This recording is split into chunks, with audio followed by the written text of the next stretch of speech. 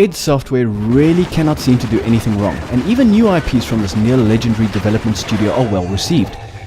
With a reputation based largely on franchises like Doom and Quake, it seems like they simply cannot do anything wrong. But while Rage is a very fine game, it simply doesn't live up to those that came before.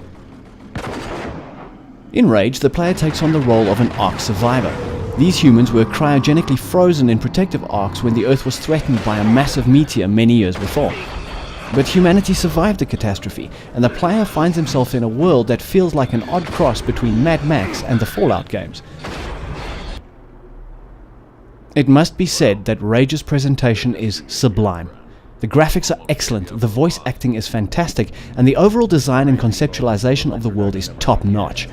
No visual or audio element feels out of place. The characters that the player meets are inventive and detailed, and some are voiced by well-known actors to boot. The world around them is splendidly decrepit, with reminders of the society that came before scattered all over. The overall result is a setting that is believable and wonderfully immersive. It has lots to see and do, and provides the player with an excellent playground.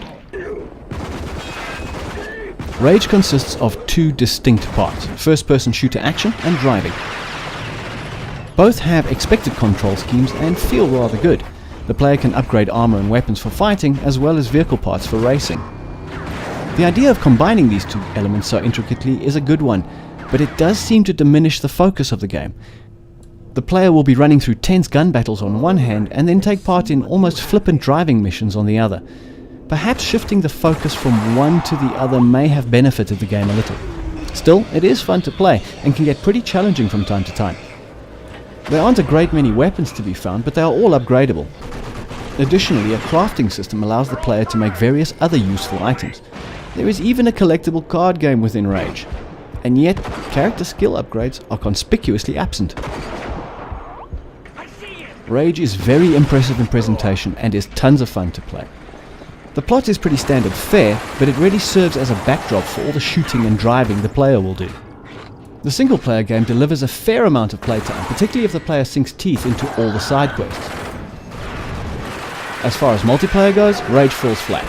Considering how much titles like Quake did for multiplayer, it is surprising to see that id seemed to tack it on as an afterthought here. Rage is a game that seems to be suffering from an identity crisis. It tries to do too many things, resulting in it not doing any of them particularly well.